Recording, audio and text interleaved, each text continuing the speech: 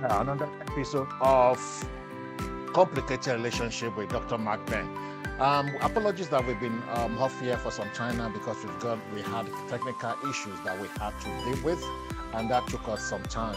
The uploading speed of our system went down, and we had to actually get people around to help us sort it out, and that took us some time. And last week as well, I think we came online last week, but the audio was bad as well. But despite all these challenges, we try as much as possible to sort this out. So we are on here today, and we're going to repeat what we broadcasted last week because the audio was actually very, very, very bad. So like I said to you, you're welcome. You could just grab like a cup of coffee or a bottle of water and just sit down so that we can actually go through this. This week we're dealing with an issue that has to deal with domestic violence. So I'll be showing you a kind of a video that has to do with that. So this week with the title of the topic today is simply the death penalty for domestic abuse. Death penalty for domestic abuse. And that's why we are here to just share with you what it's all about. Okay. Well, every year we've got a very staggering statistic of people who have actually killed their spouse due to domestic violence. For instance, under the Women Hates, and they say every day 137 women across the globe are killed by a partner or member of their own family. We got that from the Women's Aid website, and also if you look at also in the UK as well, there are some statistics as well as per the women that have been killed by their partner each year in the United Kingdom. In the United Kingdom. Well, let's get the music down. Sorry for that.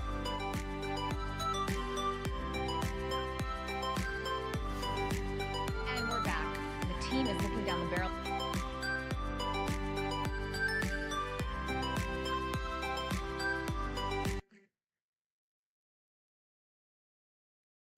So I believe the music didn't allow you to hear what I said.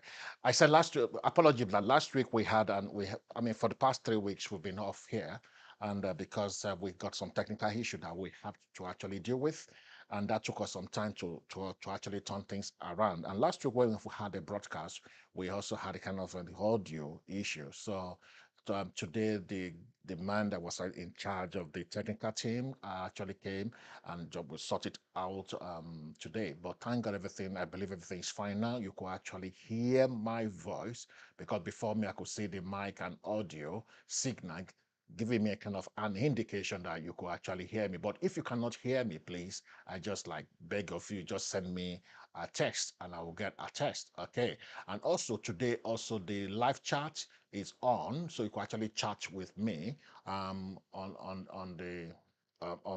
YouTube and also on Facebook. So you can actually do that as well.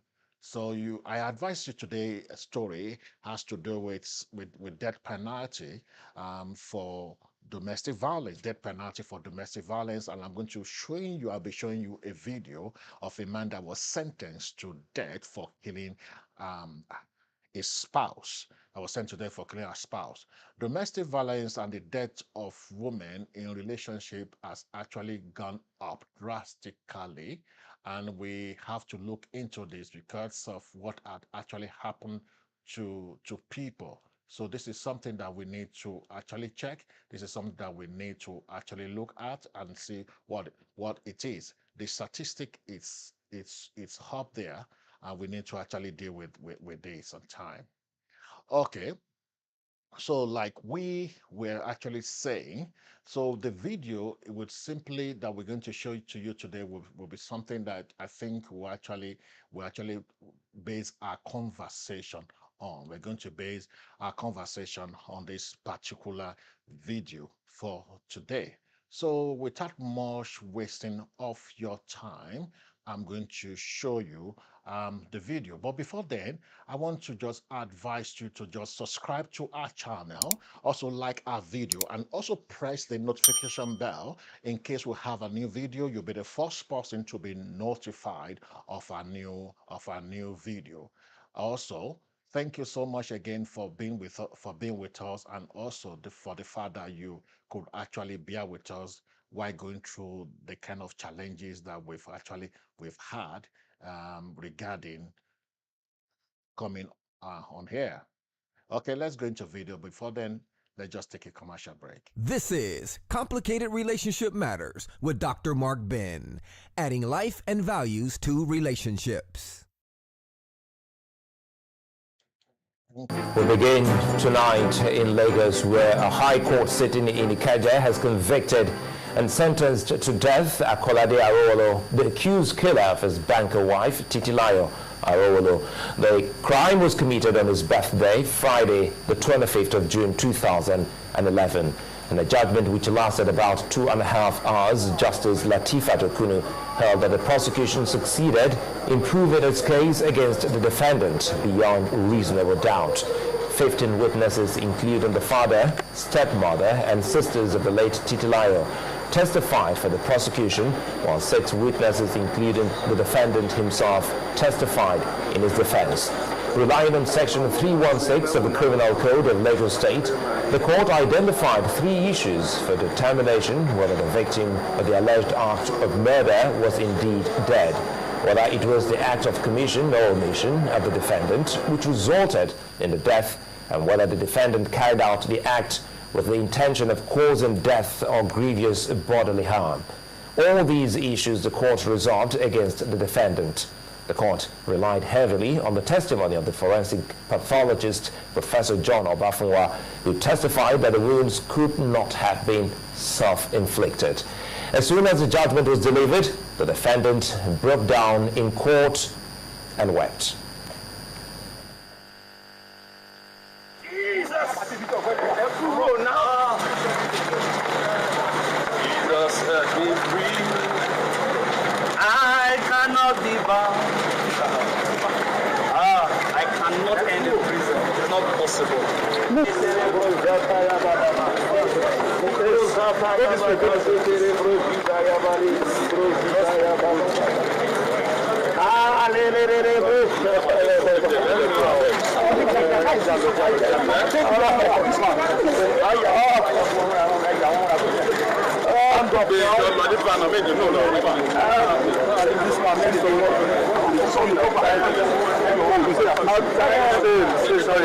This is Complicated Relationship Matters with Dr. Mark Ben, adding life and values to relationships.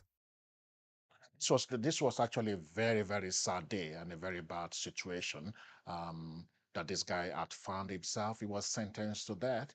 He was charged to court and he pleaded his cause before the judge, but the judge, based on the evidences that he had before him, had to sentence him to death. Like, I'm going to actually go into the slide right now to give you a summary of what actually happened, okay? So that you can actually like figure out what actually happened on this day. Really, let me go into that slide quickly and then we'll now take our conversation from there. Okay. Now, before we go there, let's just have a disclaimer notice. The views and opinions expressed in this program are those of the speakers and do not necessarily reflect the views or positions of any entities they represent. Moreover, the information contained therein does not constitute or substitute any professional counseling or advisory services that viewers might engage in.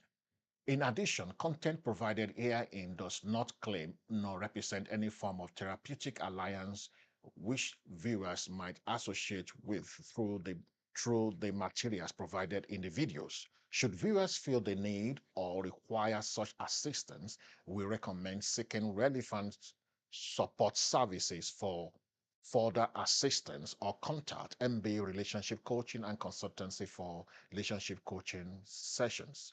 Now, the story will be divided into 4 chapters. The first chapter will be the foundation. The second chapter will be titled, is titled The Story.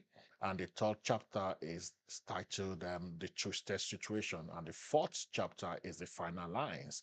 Now, let's quickly go to the takeaways or the point to note in the video that I've just showed you the story. Okay. Now, a total of 21 witnesses gave evidence in the case that lasted for 26 months. Professor Obafunwa testified that his octopus C reports revealed that Titilayo was killed through 76 knife stab wounds. He noted that the knife wound affected Titilayo's left eye, right eye, upper chest area, right chest, and collarbone. Professor Bafunwa, a pathologist, pointed out in his testimony that the disease could not have inflicted such wound on herself.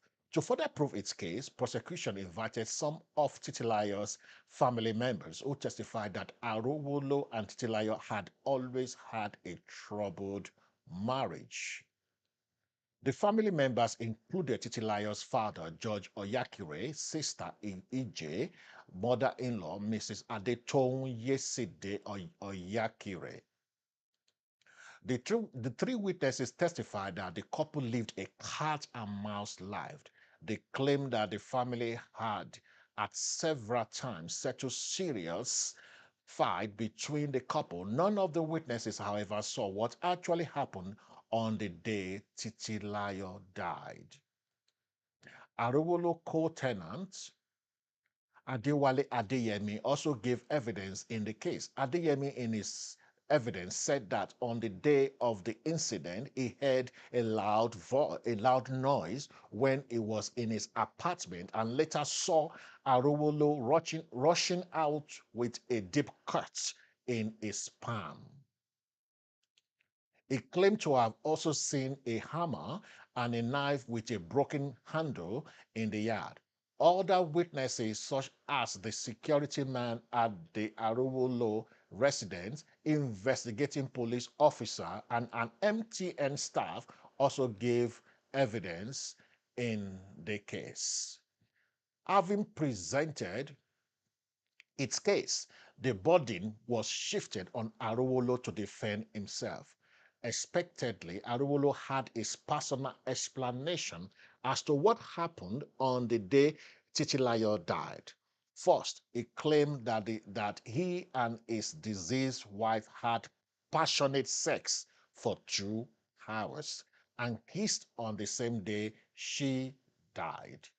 He claimed that Titilayo stabbed herself to death on the day and that after they had a fight, okay, he claimed that Titilayo stabbed herself to death on the day after they had a fight. Arowolo claimed that Titilayo was possessed by an evil spirit and inflicted several stab wound on him before turning to herself. Arowolo's father, Mudashiru and mother also testified to their son's good behavior, insisting he could not have killed his wife. They claimed that he has always been a religious person and was incapable of killing anybody. Prosecution counsel Olabisi Ogungbesan submitted that Arowolo's act was intentional since he allegedly stabbed the wife more than 76 times and urged the court to convict the defendant as charged. Arowolo was formally charged with his wife's murder on Friday, 7th July 2011 before a Yaba magistrate court. Now, the source of the story is PM News. Okay, the title of the story, okay, was Arowolo sentenced to death for killing banker wife. The date of publication was 21st February 2014.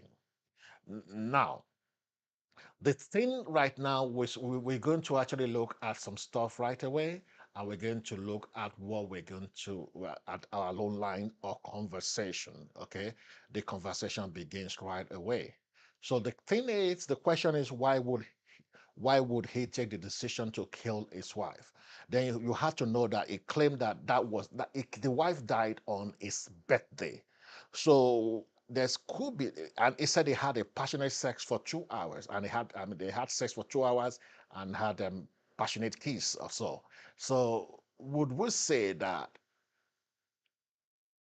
something broke out? How would the question is, how would it turn that on his day of his birthday when they had passionate sex as he claimed for 2 hours and they kissed? How would that have turned to a fight? Then secondly, we have to look at the fact that was given at the court, that they had always lived a cat and mouse life, okay, life. And also we have to look at the fact that the mother-in-law and the father-in-law testified in court that they had actually settled numbers of quarrel or misunderstanding between both. Now, the issues are, if there's a conflict in this kind of relationship, should a conflict not be handled in such a way that it would not result into death? And any form of abuse, irrespective of the name we call it, whether it is emotional abuse, psychological abuse, domestic abuse, physical abuse, whatever abuse we call it, should be condemned. And this has always been condemned all over by most people, because this is something that we have to deal with in our society. Okay, these are things that we need to actually deal with in our society. So why are these things happening? So how are we going to curb this kind of menace? Because when you have a misunderstanding with your spouse, there should be a way to resolve it. And if you can't resolve within yourself, I personally believe that people should take it to a third party. Maybe there are professional counselors or therapists that could actually help. And if that's not helping, because there are times that maybe resolving a conflict might maybe people and maybe one of the couple might not be cooperating to actually getting the right answer, then they have to actually look at what to do. Now, what to do would not actually include killing or murdering one spouse. Okay, you could walk away amicably. And also, unconfirmed rumor also had it that this lady actually went back to the parents, and this guy came back begging and crying and asking for forgiveness, and he promised that he wouldn't do that any longer. So they allowed the lady to go back to meet the husband, okay? And that was the end, okay? Now, how would you see this kind of situation? If you are in this kind of situation, will you allow that to happen? Will you release your daughter to go back to such a kind of abusive relationship? So that's one of the things that we'll be looking for in the question that we're going to actually ask you, okay? So we're going to go back to those questions quickly so that you can actually see what it actually entails. There are 3 questions that I will be asking you today that will need your contributions, okay? And because this is going to be a kind of, we're going to have a conversation on this. And this conversation will entail you just dropping your conversation or your opinion as a comment, okay? Just drop it in the comment section. You drop it in the comment section, that we take it from there, okay? Now this is it, okay? Now, if you were in this kind of abusive relationship where your life has been under threat, what would you do? What would you do? Number 2, if you were to have a daughter who have moved back to your house for fear of losing her life, would you send her back to her abusive husband under any circumstances? Then the third question will be this, okay? Is it possible to avoid this tragedy in any ways? Is it possible to avoid this tragedy in any ways? Okay, is it possible? Now, going back to Mr. Arowolo and the wife that was killed, okay, that was his birthday. Normally, you will imagine that on a birthday it should be a day of joy. The husband and the wife will be celebrating, maybe having a nice time, maybe having drinks, maybe let's imagine they had food, and like it's claimed that they had passionate sex for 2 hours and they had a kiss. So how suddenly would passionate sex and a kiss lead into a fight or struggle that will eventually lead him to stab the wife more than 76 times. And this guy was claiming in the court that it was the wife that turned against herself to kill herself. Let's look at that again. Let me show you what he said. Let me see if I could get that out. Okay, let's start from here. It says, having presented its case, okay? Having presented its case, the burden, that is, after the prosecutor has presented their own case, that's what they mean by that, okay? The burden was shifted on Arowolo to defend himself, okay? Expectedly, Arowolo had his personal explanation as to what happened on the day Titilayo died. On the day Titilayo died, okay? That's what it said. Now, first, he claimed that he and his deceased wife had passionate sex for 2 hours. Okay, for 2 hours, like a horse. Okay, and kissed on the same day she died. Now, so at what point in time did that passion that they had for each other turned into a bitter struggle? Okay. Now, this is one of the things that, like, I normally will say to people, and I have proved that it's that sex to a man or to a woman at times might not be an embodiment of love. You know what I mean? You could have sex in the name of lust. A man could have sex with a woman he hates. Because in the Bible says, that's the favorite example I normally give to people. The Bible said that Jacob hated Leah, but that did not stop Jacob from having an erection. In fact, Jacob had so many children with Leah, despite the fact that he hated Leah. So sex hadn't love. You know what I'm saying? So this is exactly what is being proven right here. So how would you, in quotes, claim you had passionate sex for 2 hours and kiss on the same day, and that after that, that's shifted to a kind of a fight and a struggle? Okay, so it does happen. Why? Because sex, like I said, does not actually means that there is love. So you can have sex with a man or a woman you don't love. But come to the background story that they were having this trouble, this fight, and so on and so forth. Well, that's not actually the point here, okay? Now, this is what he said. This is the point here, okay? This is where I'm going. He claimed that Titi stabbed herself to death on the day after they had a fight. How would Titilayo stab herself more than 76 times? This can't be true. Then, Arowolo claimed that Titilayo was possessed by an evil spirit. What a ridiculous explanation. And inflicted several stab wounds on him before turning to herself to stab herself more than 76 times.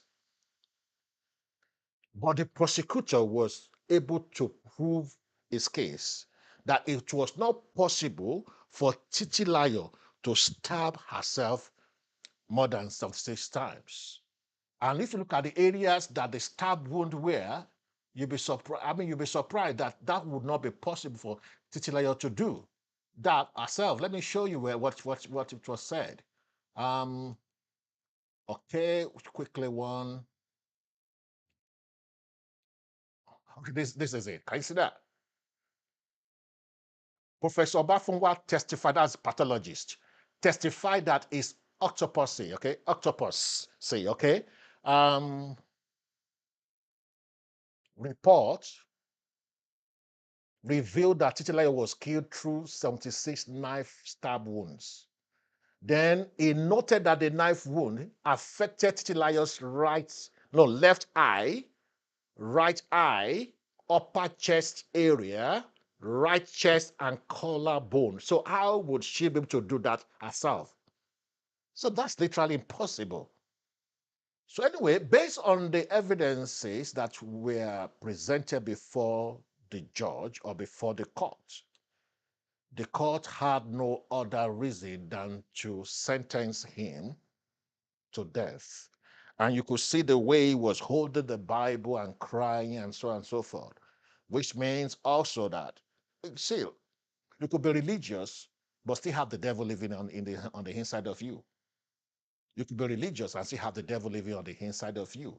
Okay, and this issue could have actually degenerated into this kind of murder situation if it had been dealt well, or been if he had actually looked at other options of resolving the conflicts that was between himself and the spouse.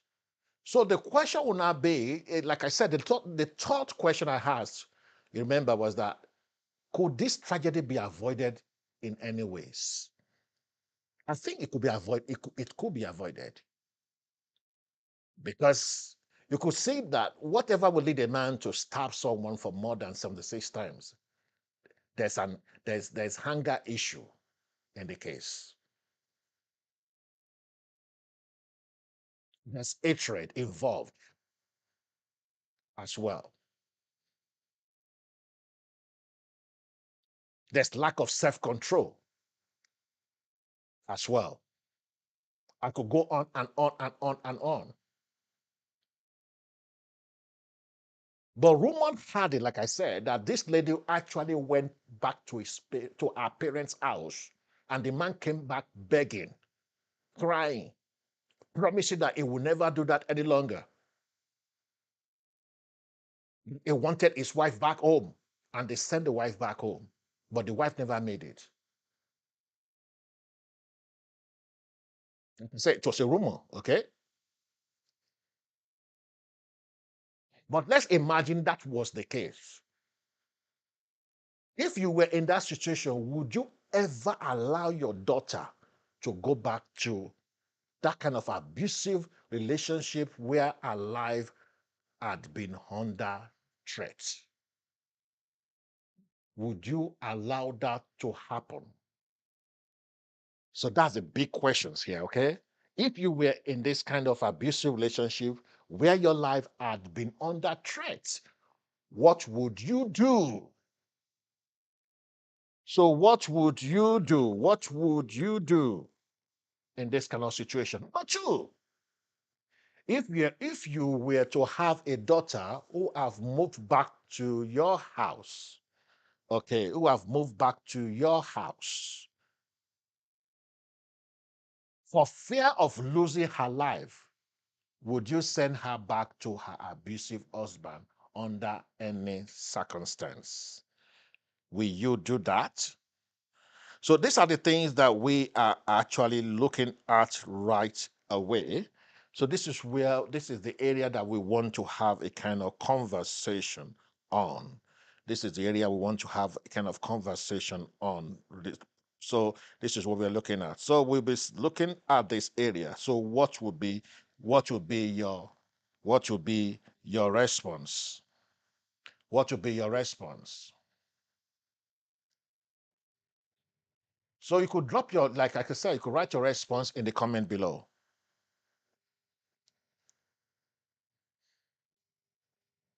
The call is trying to get in. Let's see.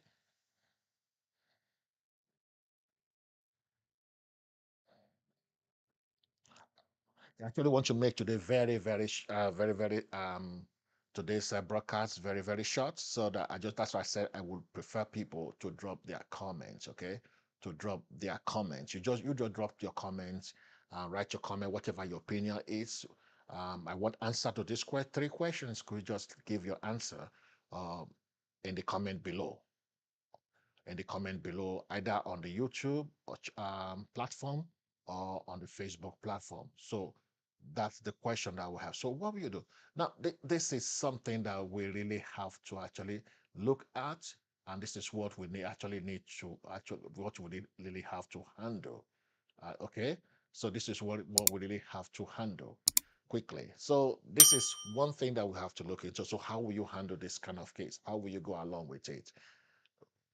If this tragedy be avoided in any way. So this is what we have to actually understand. How do we work on this? Domestic violence has actually destroyed so many lovely homes. It has destroyed so many lovely homes. So how are we going to stop this so that this would not repeat itself any longer? Now, the statistic, like I said, was very alarming. The statistics of women being killed by their spouses. Okay, like um, let me just read this out to you. This is from this is this is from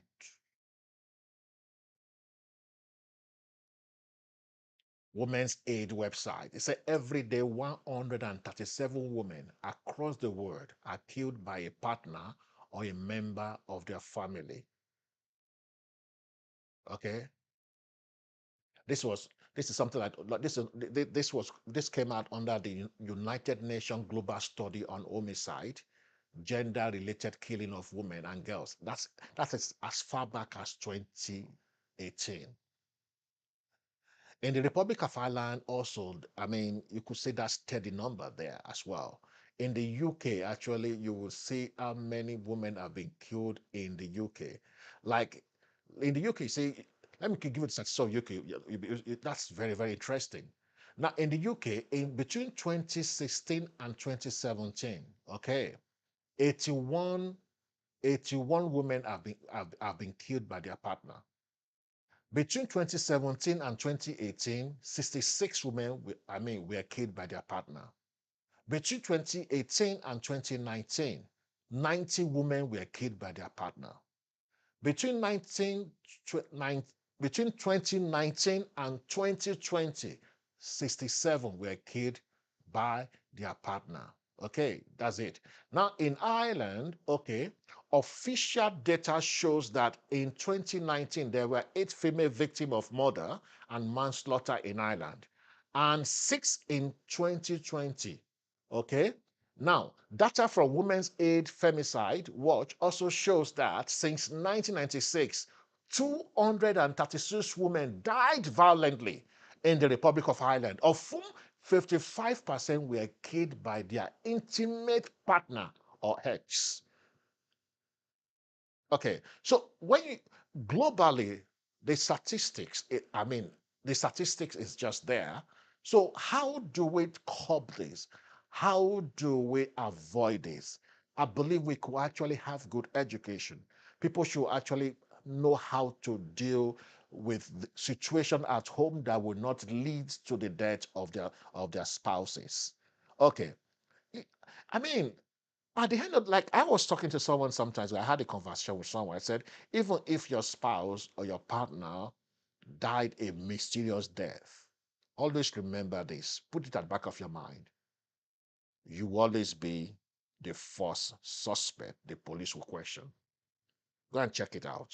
You will always be the first suspect the police will question. And on most occasions, having watched I haven't watched the statistics and some of the investigations that have been carried out by the police. On most occasions, they are right.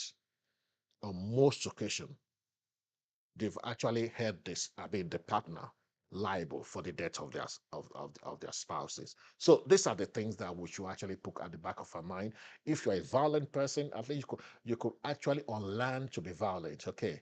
And so on and so forth. And also, if you're a woman that is going through this kind of abusive relationship and you're staying there, no, it's not fair. I think the best thing for you, if you can resolve this through conflict resolution, because conflict resolution also will only work if the two people agree to actually work through it. But if one of the two parties is not agreeing to work through it, it will never work. But at the end of the day, but if your life is under threat, nothing is actually, I mean, making you stay in that kind of relationship. Okay, you could actually get out of that relationship. Okay, give yourself a breathing space. It is better for you to take a walk and be alive, or force yourself in quotes to stay in that relationship because you want to like give an impression that things are working, or you don't want to be stigmatized by society or by your religious belief that you should walk out of a relationship. There's nowhere that it's actually make it compulsory to stand under an abusive relationship that is a threat to your life. Your life is valuable. You need to live. You need to live. And you that actually have the urge to kill someone, remember, justice will actually catch up with you. You won't escape because justice, the harm of justice will catch up with you. That's what you have to understand. So if this thing is not working, if relationship is not working, it's not working. If you tried all your best to make it work, Augusta, and it's not working, it's not working. Okay, but I said to you, like, it takes two to tango, okay? But the dream of everyone is for relationship to work. That is fine, okay? But if you are now find yourself in that this kind of situation that we are talking about, okay, then you need to take a break. You need to take a work as well. Like I said, it takes two to tango. Do you know what? This is very interesting. The next thing I'm going to say is very interesting. It takes just one out of that two to untangle what has been tangled. It takes two to click. It takes two to tangle, but it takes one to untangle what has been tangled. Which means if one person is madly in love, and the other person say, I'm not in love any longer, there's no relationship. That's what it is. So if one person wants the conflict to be resolved, and that person is not cooperating for the conflict to be resolved, then it won't work. Relationship is to be enjoyed and not to be endured. Relationship is to be enjoyed and not to be endured. That's the last word I have for you for today. But whatever you think about this video, or your impression, or your opinion regarding what happened in that video, and also the answers you have to the questions that I've just asked, those three questions, okay? Please, I will appreciate that you drop it in the comment section so that we could read it and also get back to you. Thank you so much for being with us today.